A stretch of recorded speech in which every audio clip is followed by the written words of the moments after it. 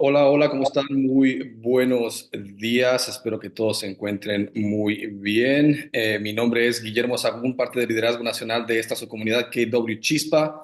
Y hoy estoy muy contento de poder presentar en uno de estos otros episodios de KW Chispa Raíces, donde van a venir muchos agentes que vienen, que son de la comunidad hispana dentro de nuestra compañía a platicarnos de quiénes son, de dónde vienen. Por eso se llama Chispa Raíces, para conocer sus orígenes. Y el día de hoy, pues bueno, tenemos a un invitado como todos que son súper especiales. En esta ocasión va a hacer esta entrevista en inglés porque ella se siente mucho más cómoda hablando en inglés, aunque voy a hacer que saque algunas cositas en español para que así ella también lo practique y nos riamos y la pasamos todos espectacularmente bien. Me complace presentar en esta ocasión a Lisa Ortiz Rodrigues. Lisa Ortiz Rodrigues es una associate broker en New York y New Jersey. Es un licensed agent for 21 years, 21 años, de los cuales 18 lleva con Keller Williams. Ella es la fundadora del Rodrigues Team, inversionista de dos oficinas o market centers de Keller Williams. Ya platicaríamos de eso. También es parte del Leadership Council de KW Rainbow, que es uno de los affinity groups dentro de Keller Williams. También lo platicaremos. También es la cofundadora de esta subcomunidad KW Chispa y es la fundadora de el Chispa Foundation, que ya es esto es un C5013, me imagino, Lisa, but we're gonna touch on that. It's a non-profit organization. So, Lisa, we're so grateful that you're here with us, and we want to know everything about you. So, how about we start by introducing a little bit about yourself? What do you want to say? Oh, well, thank you, first of all, for having me here, Guillermo. I take immense pride in being here with you as one of our leaders of KW Chispa. So thank you so much. So I look forward to our conversation today. That is awesome. Lisa, so the idea here is to know more about yourself. What are your origins? So if I ask you, the first thing that comes in mind when you think about, or any memory when you think about little Lisa, where does that take you? Little Lisa, that's funny because some of my family members refer to me as Little Lisa sometimes, even as an adult. um, I think my humble beginnings, right? Where I grew up. I was born and raised in Detroit, Michigan, um, to single mom. I have a total of 14 brothers and sisters. My parents were married before they got together, so not all from the same mother and father. But it was I'd say I had a pretty uneventful childhood, but I think one of the biggest impacts on my childhood I would have to say is, my mother dying when I was 3 years old. But one thing that um, I guess I remember that I always keep in the back of my mind that actually my siblings have told me because I was so young, um, is that growing up, we didn't have much to the point where um, my mom could not afford to buy me a crib, right? So my my crib was actually a dresser drawer with blankets in it. So it's always a memory that I keep in the back of my mind. Well, not my memory because it was told to me, but I always keep that in the back of my mind as one thing from my childhood that keeps me humble, right?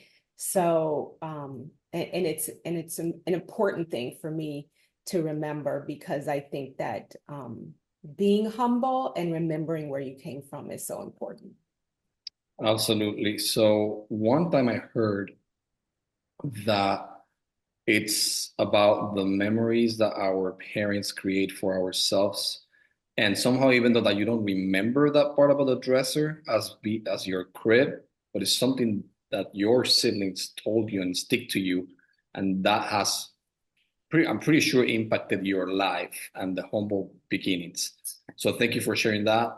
That's what I love about this interview. Something, I mean, we've been working together for 3 years, maybe a Mm. little bit more.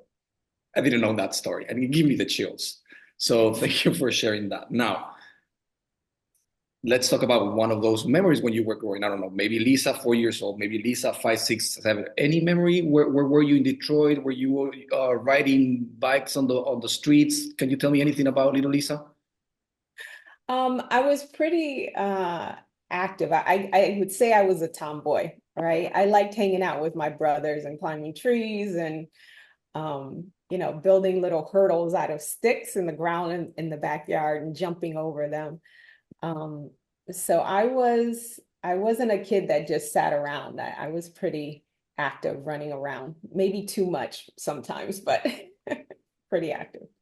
That is good. Now, um, so born in Detroit, is that where you did all your school, meaning elementary, junior high, high school? I did my elementary, which was Catholic school, and then middle school and high school. When my mother died, I moved in with, we were split up, and I moved in with an uncle and aunt.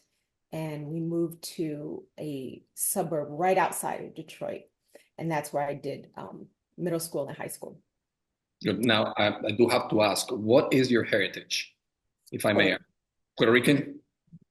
Yes. Has anybody told you that you look like Selena? You could have auditioned for that movie. Did you know that?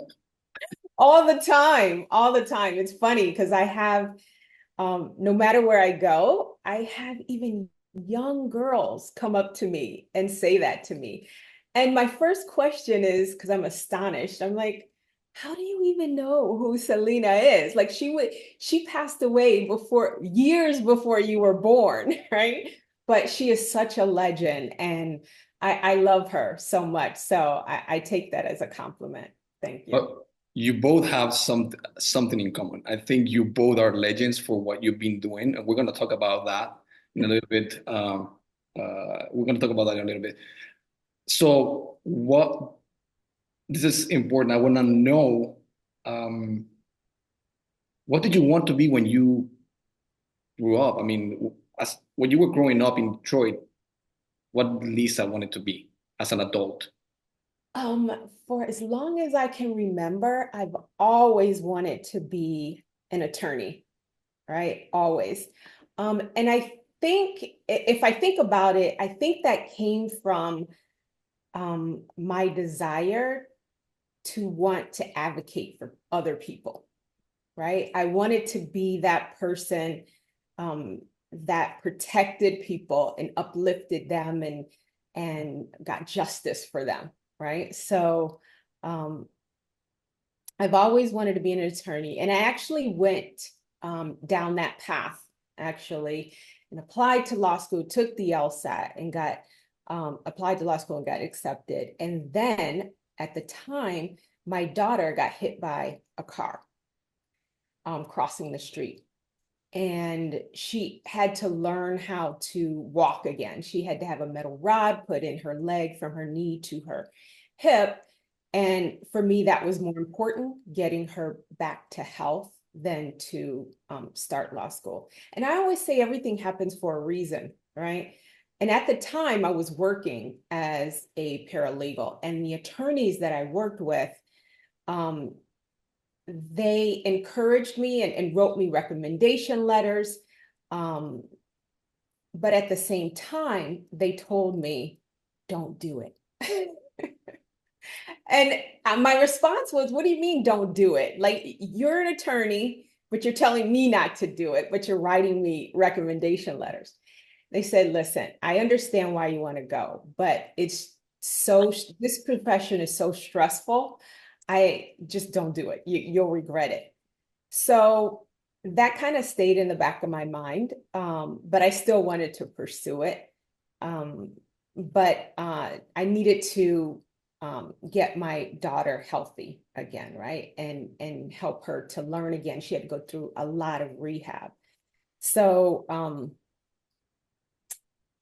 that turned into me applying to real estate school. But that's a different story. But What I wanted to be was an attorney growing Okay, up. so that's interesting because they were writing you all these recommendation letters, but they were saying, don't do it. Like, it Yes, made no sense. I mean, I'm sure that at the time, because we're talking about young Lisa, yes, that create a confusion in your head. yes, yes, it did. So then guide us through how did that, or how did real estate came across that opportunity? Because were you staying as a paralegal working while you or while your daughter was getting better? Yes, I was. Um, that how it got to real estate, was that the question? How Yes. that came to real estate? Well, my father in Detroit owned real estate, so that's where the interest initially came from, right? And I always wanted to learn more about it and get involved with it. But I think my desire for law was more pronounced. But the desire was always there. And I think my first experience with that really pushed me was after I bought my first piece of real estate. The experience that I had buying that real estate was not good. It was not good at all. And I felt like that I could do a better job at it. And that was right before, actually about a year before my daughter got hit by a car. So at that point, I decided to apply or start real estate school and get my real estate license. And that's how it all started. And I started part-time, actually, with another company. And I was there for 3 years and really didn't learn anything until a friend of mine, I was actually involved in a real estate investing association. And the president's wife was a KW agent. So I spoke to her and she was the one who introduced me to KW. And I went and spoke to a team leader, and that's how my association with KW all began. So it's funny because many or agents that you ask them why they started in this industry, they have the same stories because I had a previous or my experience doing the real estate transaction of my house or my parents or my brother, what it was really bad. And then I said to myself, I can do a better job. Let me just find out what is it that I need to do to get my into real estate or my real estate license, and they get into that path. And because they believe that they can do a really good job, and they actually eventually they end up doing it thanks to the trainings or the experiences from other agents or mentorship, then they end up being like top producers. So it's something that kind of it's similar in many cases, just like yours. So when you come across KW, because we're gonna dive a little bit into positions of leadership, because we talked about the KW Rainbow Leadership Council. Then you came with the idea to create, and you're the co-founder of KW Chispa. We're gonna get into that. When was the first time you being a realtor after 3 years in another brokerage, then you joined KW? When did you find out or came across those or that universe of different communities? The affinity groups? Yes. Well, we actually had affinity groups before they started calling them affinity groups, right? Because the KW Rainbow Network has been around for years, over 20 years, I believe. And we've had other groups. They just weren't called affinity groups until recently. I think during COVID is actually when they actually gave them a name and recognition, official recognition within Keller Williams. So it's been many years because I've been on the leadership council with the KW Rainbow Network for over 15 years. It's been, yeah. So it's been a long time. And that is the reason why I'm bringing the subject, because so 15 years as part of the Leadership Council of KW Rainbow. and then you created KW, or co-founded KW Chispa, but not only that, you don't stop there.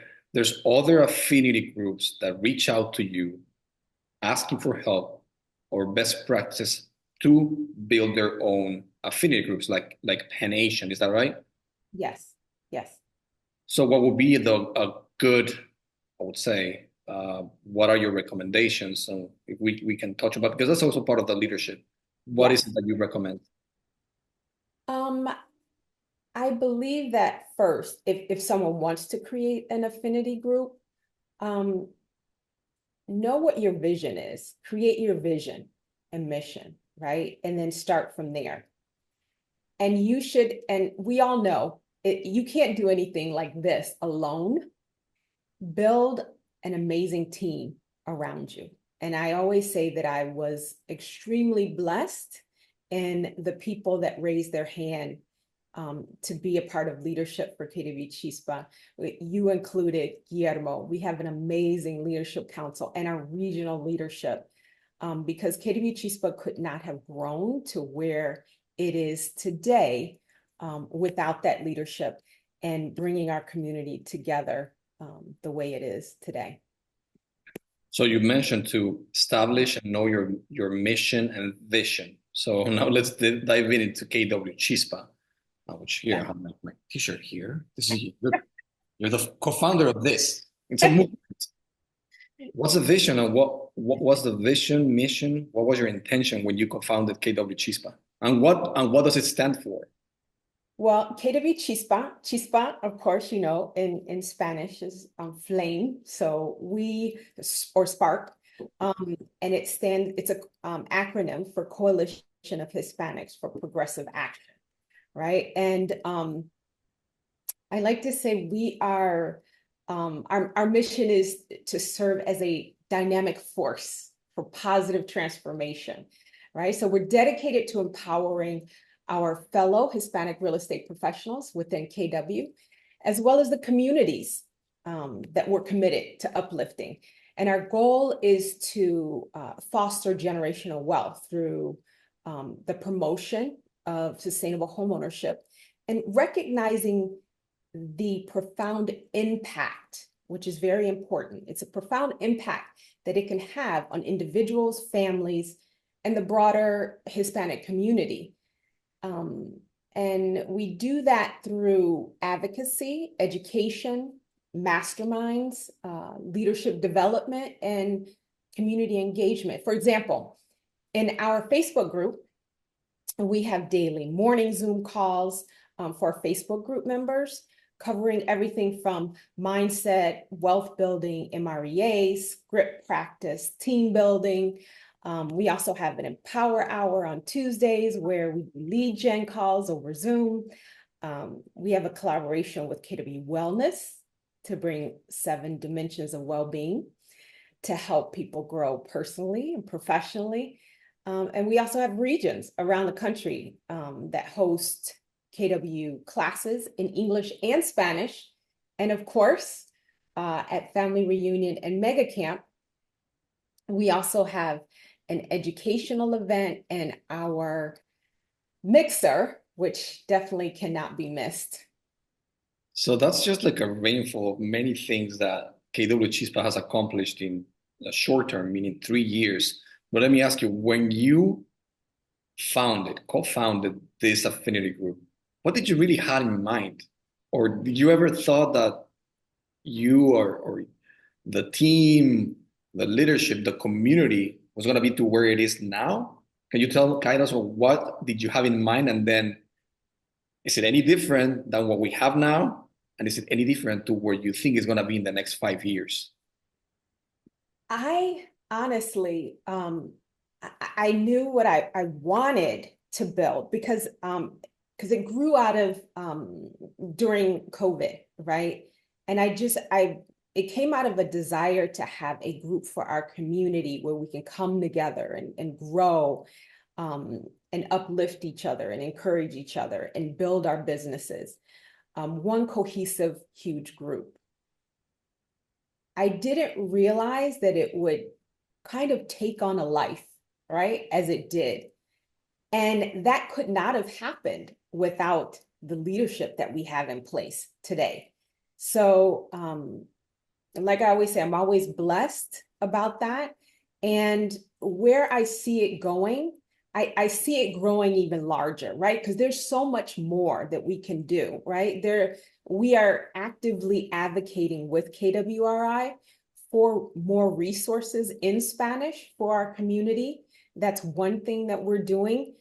And it's kind of snowballing. So we have some things planned for the future that I don't want to quite touch on yet, because we have some good surprises for everyone. But it's only going to get better and better. And that's because of our community and our leadership. That is awesome, Lisa. Thank you very much. So from KW Chispa, the affinity group, another project or something actually came to life.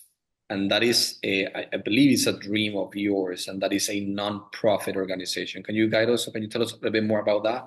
Yes. The Chispa Foundation, right? It came out of a desire. And if I think about that too, it also comes from my desire to advocate for people, right? And this particular nonprofit, what we do, it provides education and training. One, it's twofold. It's for agents and our community. So the Chispa Foundation, one of our first programs was to provide a grant for BOLD, for real estate agents, to help them with their education, their real estate education, because sometimes there is a financial barrier to taking that class, right? So, and we wanted to be able to help agents into that class so they could grow their businesses, right? And then in turn, take the education that they've learned and coupled with what we do in KW Chispa and take that out to the community. And we, in the nonprofit, we are also building a first-time home buyer grant, for example, for first-time home buyers. That's how that part of it will be helping the community that we serve. So, and there are different ways that people can get involved in KW Chispa and the Chispa Foundation. Or if you don't want to physically get involved, to donate, right? Being a part of KW Chispa Premier, which is a part of KW Chispa membership, part of that donation would go to the Chispa Foundation, which helps out the programs with the Chispa Foundation, or people can go to the chispafoundation.org and donate directly on the website. That is great. So for those that have more interested in donating, be part of it, go to chispafoundation.org and you'll find more about it and how to donate and participate on that. So sounds like a lot of leadership that you are part of since you were little. Can you describe what leadership is for Lisa? Leadership for me. To me, leadership is about creating a vision and building a path for others to succeed, I think is the most for me. It's about serving with intention, listening deeply and understanding the needs of the community that you're guiding. I believe a great leader empowers others to discover their strengths and encourages them to rise into their full potential. Especially in the context of KW Chispa, leadership is about representing our culture with pride, advocating for our community, and uplifting each other so we can all achieve greater heights together, right? So it's not just about leading from the front, but walking alongside those we serve. That is awesome, Lisa. And then you're the perfect picture or description of that. Now, I do have a question, because with all this leadership, all these things that you're doing, also you are part of, or you are owner, or you are, part owner of 2 market centers. Which those market centers can you describe? Because we want to know that, and we also want to know how is your business pretty much running, and how do you actually manage to do all these things? Yes, well, I am an investor in a market center in New Jersey and then also one in Mexico. And that came about because people ask me that, and I always have to go back to it's all about relationships, right? Um, it's talking to people, building relationships, just what our businesses are about. You have to get out and talk to people. If you don't like to talk to people, this might not be the good, might not be a good profession for you. So for me, I'm pretty outgoing and when it comes to, talking to people. So for me, for example, the opportunity to become the investor in the New Jersey Market Center, that came about actually because of my first mentor, right, in KW. And that was because I put myself out there. When I first joined KW, um, they were always talking about the KW culture, right? But I didn't really understand what that meant yet. So my OP at the time kept talking about this, mega team in another market center that he owned, and that, what they were doing and just going on and on about them. So I said, okay, let me test this KW culture. And so I called them up and the owner of the team, and I asked him, did he have, 10 or 15 minutes to talk to me about my business? I didn't know what he was going to say, unpronounced to me. He said, sure. We scheduled a time and I went to his office to talk to him. And I guess he saw something in me and he decided to take me under his wing, right? And from that, because I was a brand new agent, didn't know anything about the business. Just a short story about that. From talking to him, we set up a schedule, basically. I would go talk to him once a week. He would tell me, I want you to do A, B, and C. And I would say, okay, go out and do it. The next week I'd come back. He'd say, did you do A, B, and C? I would say, yes. Any questions? If I said yes, we talk about the questions and the answers. If no, he'd tell me, okay, now this week I want you to do A, B, and C.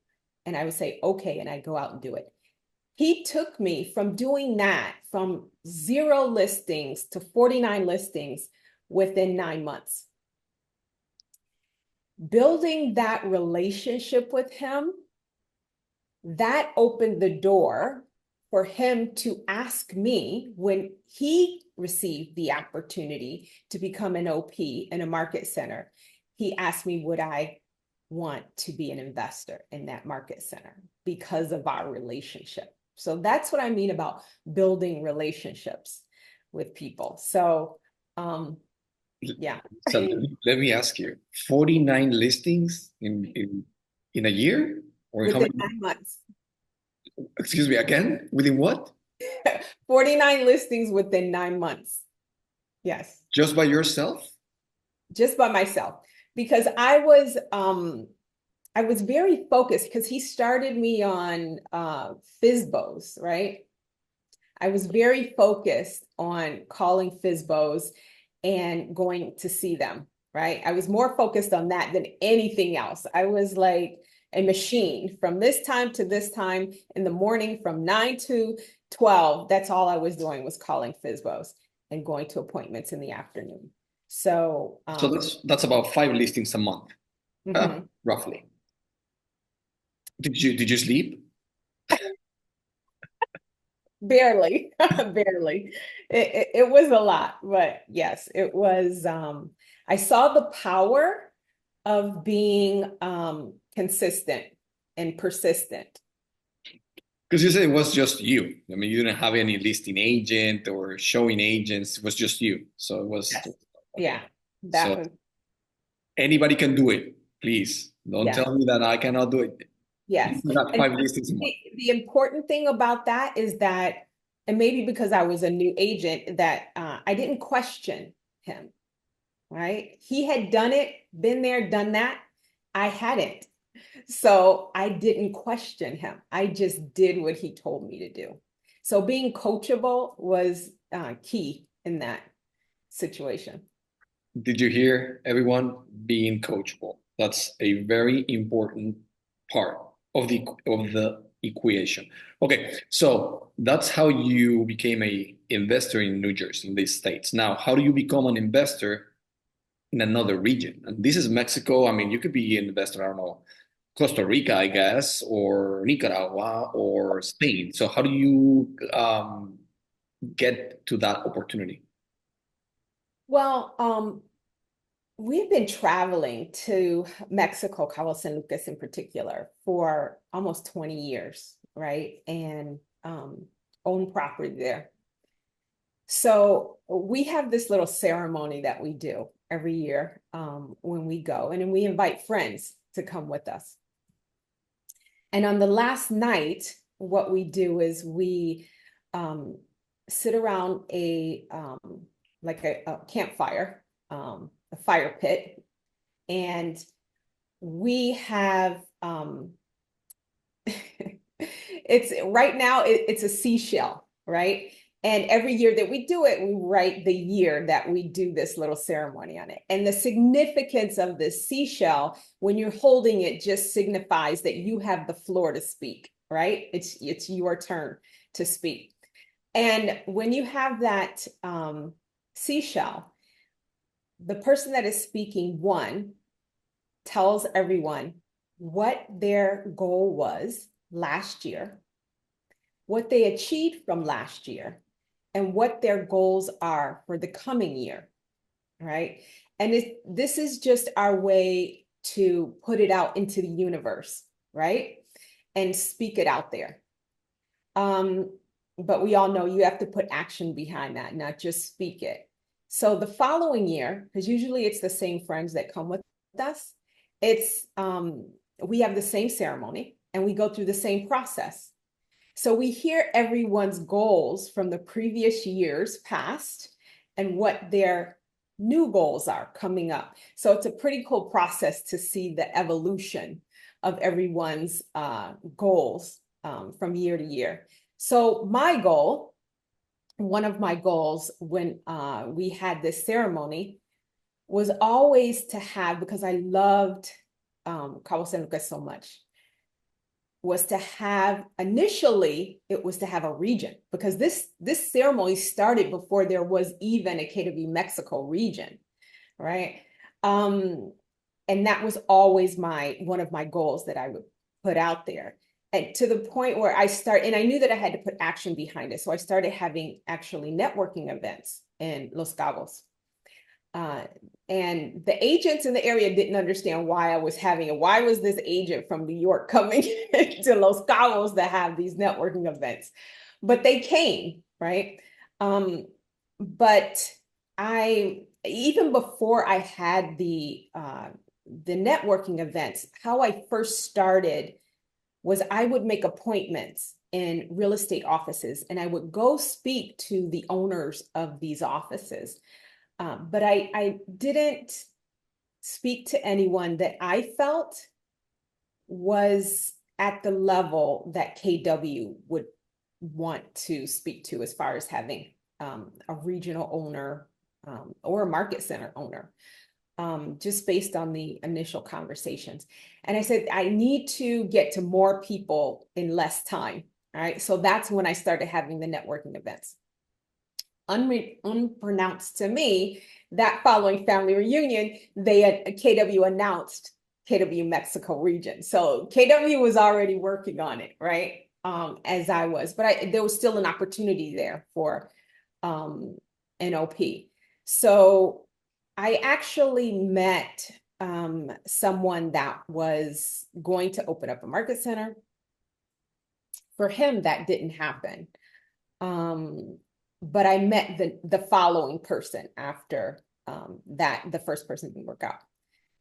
He and I hit it off, basically. And how I was connected to him is someone here in the States knew about him, and they gave me his contact information because I'm so outgoing. On the flight to Mexico, I actually called him up on the phone. I said, I know you don't know who I am, but here's who I am. I'd love to have a cup of coffee with you and speak to you about Los Cabos. And I'm on my way there now. Do you think, we could do that? And he said, absolutely, sure. We met on that trip and we just hit it off. And that's how it started. That is awesome. I love the story, Lisa.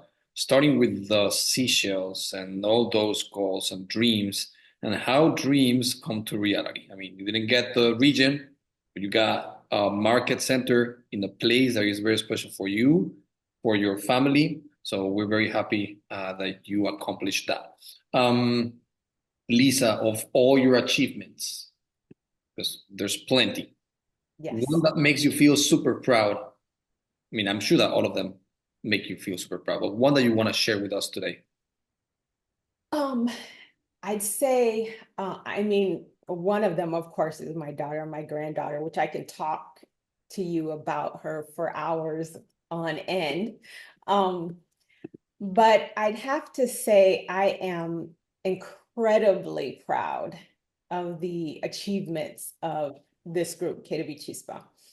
Over the past years, we've come together as a powerful community, all right, driven by a shared passion. And I have to say, all of the leadership, that is something that is true for all of us. There is a shared passion for growth, collaboration, and uplifting the Hispanic real estate industry, right? The strides we've made, whether it's through networking, education, supporting each other's successes, it's a testament to the dedication and resilience of every member of this group. And we've built a space where our voices can be heard, our culture is celebrated, and our collective impact is undeniable, even by KWRI.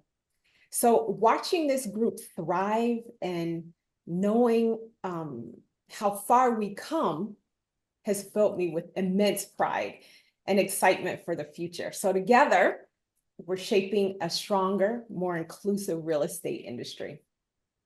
That is awesome. Thank you. We're very happy that you have accomplished so much and that you're sharing this with us. Also, what you've done, your mission, the vision of KW Chispa, how it's growing, Chispa Foundation, and part of all the other leadership that you are always contributing. Now we've been through many conversations. We talked about your business, the leadership positions, how everything started from a memory that you have of your mom didn't have the money or didn't, to actually afford a crib. So your crib was a dresser with a little blanket. Le decimos colchita. That's very, I'm sure it was very well received because that's what at the time they had. And it's beautiful how parents, they do anything. Could be a little box, but they gave it to you. And now all your successes, we just want to wrap it up a little bit, knowing a little bit more about yourself. What does Lisa like to do? Do you have any hobbies, sports, anything that you do when you were little or now? Yes. Well, I love music. Music is a big part of my life, and it has been all of my life, starting out when I was little. I had always been a part of choir in school, growing up singing. My first instrument was a violin. So I played the violin for a little while, and then I moved off to the piano. I can't say I'm very good at either today, but my favorite instrument is the piano. And I love to dance, salsa, merengue, I love it. So you'll always find me dancing. And I have also off and on, I take, as far as dancing, flamenco lessons. I love flamenco. Absolutely love it. And hobbies, I used to actually, because I used to live in Chicago, I used to go skydiving. I was an avid skydiver, which I absolutely love. I love the thrill of it, jumping out there. People think I'm crazy, but I loved it. Horseback riding, scuba diving. I love anything adventurous, right? That's me. So, and I try to keep it going. But nowadays, I try to be a little more safe about it. But anything adventurous, I love it. That is awesome. That's why I love so much this call, this interviews, because I mean we're friends. We work together. I didn't know about the skydiving part. Yes. Hey, let's do it. I'm afraid of heights, Mm-hmm. but I'm Too. open. Was too. That's a great way to get over that fear. Okay, okay. Just I'll do think it. about it. I'll think about it. Lisa, let's go to a part where it's called un chismógrafo, un confesionario. Just questions, just to know a little bit more about yourself. Let's say that you're going to an island. There's nothing in it's not Hawaii, okay? There's no resorts or anything. There's nothing in there. You're gonna be eating the same thing for the next or for 30 days. What would be the dish that you will eat every day? Morning, afternoon, and night. Asapao de camarones. Oh my God. I don't know what's that, but sounds delicious. It's a Puerto Rican dish. It's with rice and shrimp and potatoes and it's just I could eat that every day, but I can't. I'd be big as a house, but yeah. I'll see it. I'll watch it in the recording, but I need to write it down because after this, I'm just gonna go find a Puerto Rican restaurant. Asapado de camarones? Is that what you said? Uh-huh. Okay, gonna ask for that. Yes. Okay. You get to only take one, I don't know, disc. There's no more tapes or CDs, but whatever. Just one song in your phone. What would be, or one artist that you can play all? I know which one. I know what's the answer, but I want everybody to know. Mark Anthony. You know me, Mark Anthony. I love, love, love Mark. Anything Mark Anthony. I love it. Lisa, what is your favorite color? My favorite color, I would probably say cobalt blue. Oh, that's a cobalt blue. Uh-huh. I'm gonna look for that. I only know navy blue and sky blue. That's all I know. Um, what's your favorite sound? Sound? Yeah. Sound. I'd probably have to say a small child laughing because whenever I hear that, it just brings a smile to my face and joy to my heart. I love a small child laughing. Absolutely. No one is going to interview me, so I have the right to just say what I like, what's my favorite sound. And I would say that whenever I get home and I just listen to my daughter say, "Hey, Dad." I mean, because they're not little anymore. Or they can say, "What's up, Dad?" But still, it's my favorite sound. Yes. Yeah. Okay, so one podcast that you can listen to those 30 days, same island. What pop? Podcast. A Oh, podcast. podcast. What podcast? Um, Maybe I would say the color real estate, the color of Absolutely. money. I'm sorry. It's the Color color. Money. Is that the one from Julia Lachey and someone else is hosting it, right? Yes, yes. And it's about wealth building, right? So, which is huge, which is part of what we're all about. So, a lot of great information on there. All right, check it out, everyone. The Color of Money. Is that what the name is? Okay. One book that you recommend. One book that I recommend would be, oh my goodness, there's so many.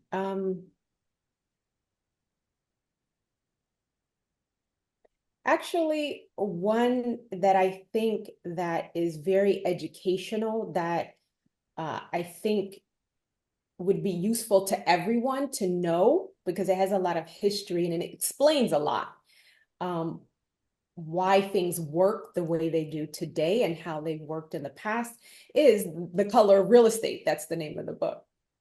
The Color of Real Estate. And I think actually that should be mandatory for every real estate agent to get their license. Good, good, good, good. Lisa, it's been an amazing hour spending here with you, knowing more about you. We are grateful for all that you do. And I just hope that you enjoyed it just as much as we did. I did, absolutely. And again, thank you for all your leadership, Guillermo. We are so lucky to have you in this community. You bring a light to this community every week, as much as you give and support this community. And we are all so thankful for you. Oh, thank you. Now I gotta go find the clinics. But all right, everyone. Muchas gracias a todos por haberse conectado el día de hoy. La próxima semana traeremos otro invitado. Y recuerden que todos van a tener que pasar por aquí, así es que esperen esa llamada mientras siga habiendo estas llamadas, porque tengo ahí un contrato hasta el 2050. Entonces todo el mundo va a pasar por acá. Se les quiere y nos vemos la próxima semana. Bye, Lisa. Gracias por todo. De nada.